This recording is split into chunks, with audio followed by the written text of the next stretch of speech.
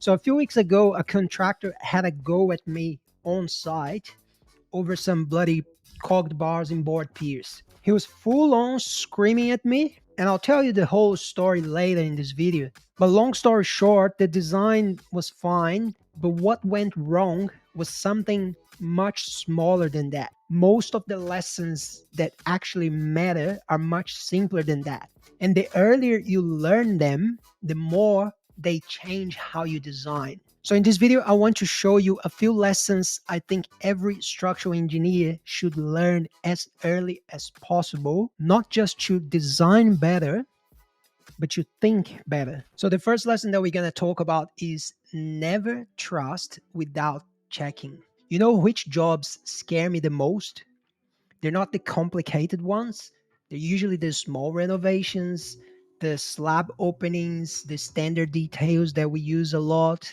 The simple looking jobs are sometimes the most dangerous ones. And that's because they look so straightforward that you stop being careful. You look at it and think, oh, that's very easy.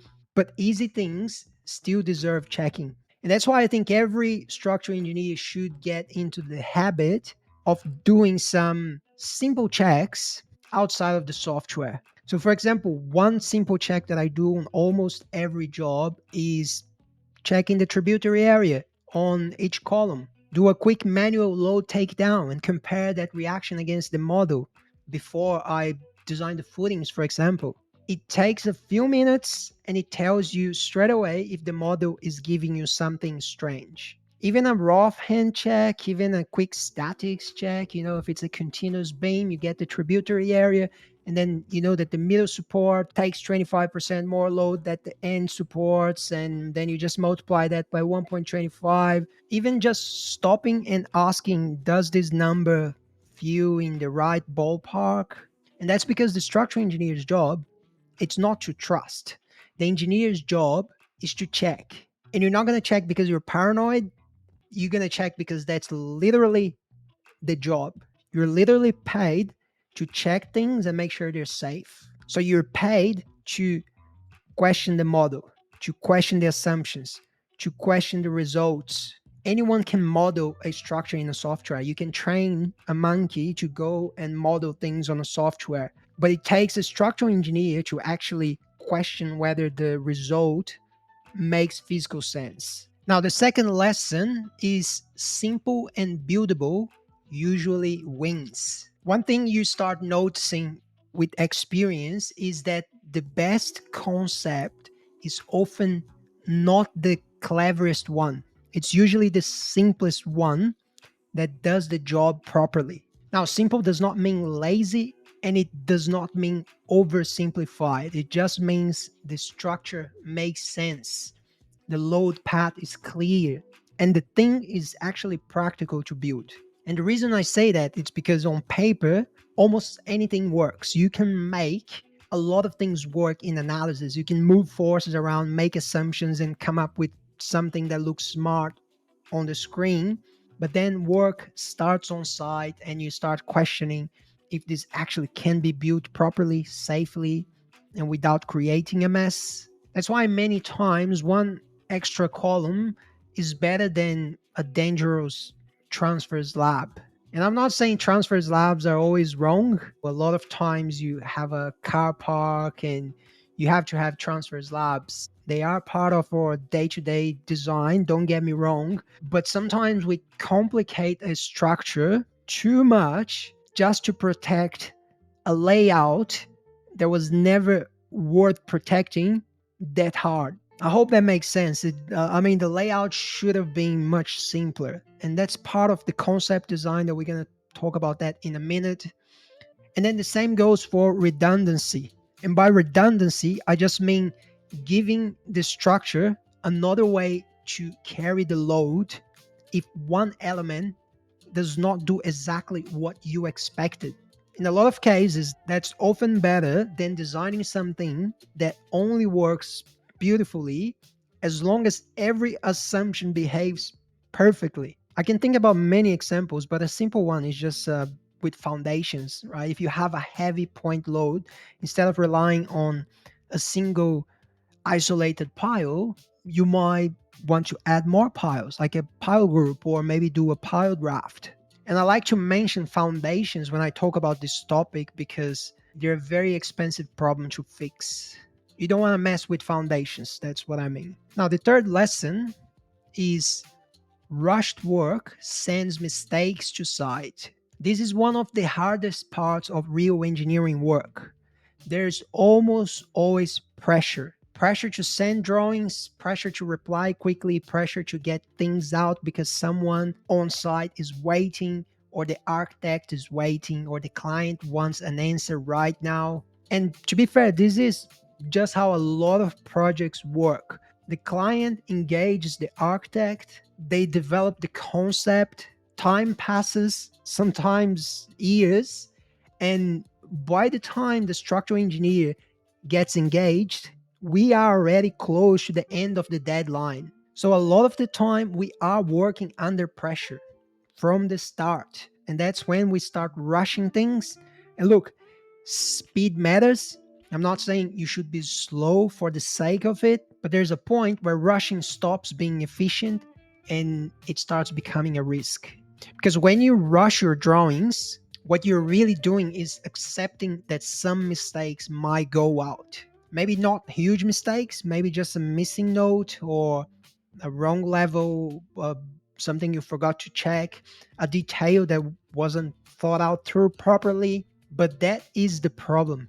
Small mistakes on drawings do not always stay small once they reach site because they create confusion, they create calls, they create rework, and sometimes they create things that actually get built wrong. So part of being a good engineer is learning where speed helps and where slowing down for, I don't know, for 10 more minutes can save your hours later. And this is exactly why we built a tool inside Bang Lab that helps engineers track their projects and identify where the time is actually leaking.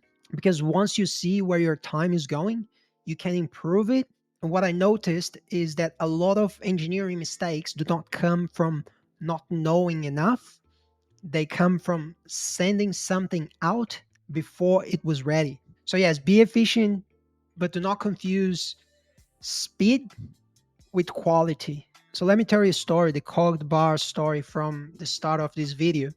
A few weeks ago, I was on site for a job where I had designed a board pier connected to a strip footing, and the pier's vertical bars had to tie into the strip footing with a cog at the end. I showed the cog on my drawings, but I forgot to add a call out actually saying the word cog and the length of the cog. It was covered in my general notes because I've got a note for that, but it wasn't on the detail itself. And then the project manager emailed me asking if the cogs were required. I said yes, they are required. Just drop some L bars, lap with the vertical bars. That will be fine. But that answer never made it to the contractor on site. So when I got to site, the contractor was very friendly. Like he was like a super friendly person right up until I asked about the cogged bars. Then he turned into a completely different person, had a go at me, screaming and the whole thing. And that's the frustrating part because the design was fine. The information existed, but one missing call out was enough to create confusion, a broken chain of communication, and then a blow up on site. Look, if you have a little mistake on your drawings, trust me, people will use that against you. Unfortunately, is the nature of the game. I'm not generalizing, but it's a risk. Now let's have a look at the fourth lesson, which is who you work with is more important than where you work. And I think a lot of junior engineers learn that lesson a bit too late. Because when you are starting out, it's very easy to get impressed by big company names. You think, oh, if I can just get into that office, my career will be sorted. And look, sometimes those companies are great, but the lesson is that a big name on the door does not guarantee good learning. Early on, what helps you grow, it's not just the brand, it's who is around you every day, who checks your work, who explains things properly, who lets you ask dumb questions without making you feel dumb. A lot of your growth happens just by sitting near good engineers, hearing what they question, seeing what they notice, watching how they think when something looks off, seeing how they talk to builders, to clients. That's why a smaller office with strong mentorship can sometimes be much better for your development than a bigger office where no one really has time for you. Now, don't get me wrong, I'm not saying all big companies are bad and all small companies are good. They both have their pros and cons. They are great big companies and they are rubbish small companies as well. But my point is, it's not the company, it's the people. And look, I get it. Sometimes the job market is tough and you don't get much choice. You take what you can get, and that's fine. But just remember, the name of the company matters a lot less than the people helping you grow inside it. Now, I love this last lesson, and I think you're going to love it too. Intuition is built, not gifted. I think a lot of early career engineers look at experienced engineers and assume they just have some natural instinct, like they can walk into a job, look at a structure, and somehow just know what works and what doesn't. But most of that intuition was built over time. It came from seeing details that worked, details that failed, seeing what was easy to build, seeing what created confusion on site. And that's how engineering judgment grows. It's not from guessing and not from talent, at least not from talent alone. It grows by paying attention, by remembering the jobs that went well, remembering the ones that did not, remembering the mistakes, the near misses, the awkward details, the bad layouts, and the concepts that made everything harder than it needed to be. Over time, those memories start forming patterns in your head. And that is a big part of what people call intuition. So if you feel like you do not have that yet, that is completely normal. You build it job by job over time. And that's why all the earlier lessons matter. Checking instead of trusting helps you build that intuition. Choosing simple and buildable concepts helps you build intuition. Caring enough not to rush things blindly helps you build intuition. Working near good engineers helps you build intuition. So, engineering intuition is not something you either have it or you don't. It is something you earn. So, yeah, those are a few lessons that I think matter a lot early in structural engineering. And on this last lesson, there's another really good way to train your intuition by reading formulas. And I talk about it in this video here. I'll see you there.